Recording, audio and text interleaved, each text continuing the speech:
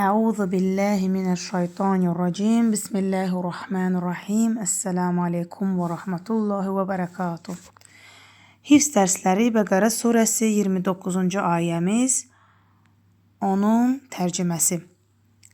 Əuzu billah bismillah.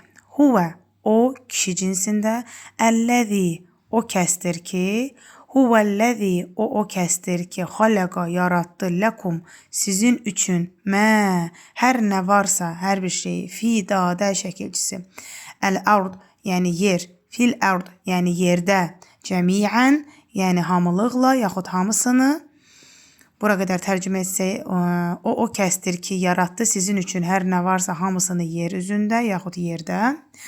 Thümmə, sonra, istəvə, yəni ucaldı, ilə tərəf, əs-səmə, yəni səma, göy, səmaya, göyə, yəni sonra səmaya ucaldı, yaxud ucalaraq, yəni cümlə bitirmək üçün burada bu formada qeyd olunub. Fəsəvvəhunnə, fə elə isə səvvə, səvvə yəni düzəltdi, nizama saldı, hunnə yəni onları, yəni burada hər nə varsa ki qeyd eləmişdik, cəmiyyən, sözünə aiddir bu da, onları səbə yəni 7, səməvət yəni göylər.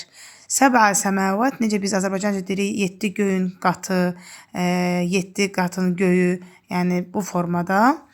Yəni burada da təbii ki cümlə tam olmaq üçün halı qeyd olunub, yəni onu 7 göy halında düzəltdi, yaxud nizama saldı. Və huvə, və o kişi cinsi, bikulli, bikulli, yəni kulli ilə küllü deməkdir, hər deməkdir, bir köməkçi işarəsidir, şeyin, bir şey, bir də burada yəni hər şeyi, alim, biləndir. Və sözü axı da deyə bilərik, və kimi də tərcümə edə bilərik. Ümumi tərcümə də belədir ki, o kəsdir ki, sizin üçün hamısını yer üzündə hər bir şeyi yaratdı və sonra səmaya ucalaraq onu 7 qat göy halında nizama saldı. Axı o hər şeyi biləndir. İndi keçid alırıq Bəqərə surəsinin 29-cu ayənin təfsirinə. Səma sözü ərəb dilində yüksəkliyi bildirir. Bəzən yerdən bir neçə metr hündürdə olan ağac budaqları haqqında da səmaya ucalmış ifadəsini işlədirlər. Necə İbrahim surəsinin 24-cü ayəsində olduğu kimi. Bəzən yağış yağdıran buludların da yüksəkliyi haqqında səma kəlməsi işlədilir. Yəni Quran-ı Kərimin Qaf surəsi 9-cu ayəsində işlədilib. Ənbiya surəsinin 32-ci ayəsində bizə belə buyurulur. Səmanı hifz edilən tavan qərar verdik. Keçid alırıq bildirişlərə. Birinci odur ki, qadir, bağışlayan, ehtiyacları aradan qaldıran Allaha qarşı küfür, təəccüb doğurur. Keyfə təkfurunə kimi.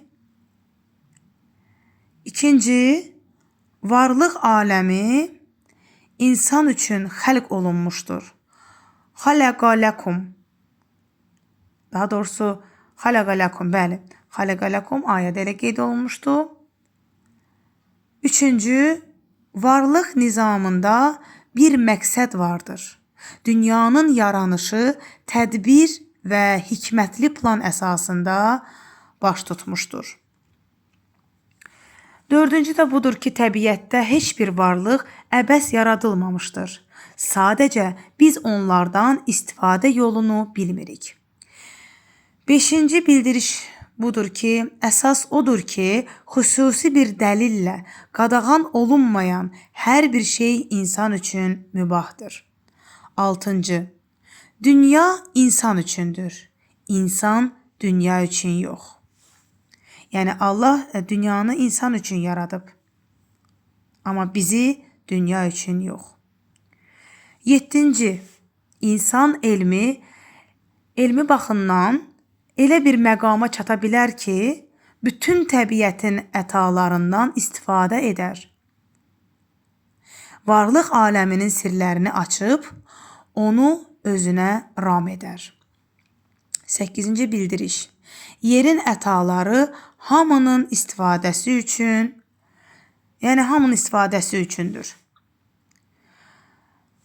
İnşallah biz bəsirət gözümüz açılsın və bu ayələri doğru düzgün anlayıb əməl edənlərdən olaq və anlayaq ki, bu dünyanı Allah bizim üçün qərar verib ki, biz Allahla görüşə, kamilləşməyə hazır olaq. Əssəlamu aleykum və rəhmətullahi və bərəkatuhu.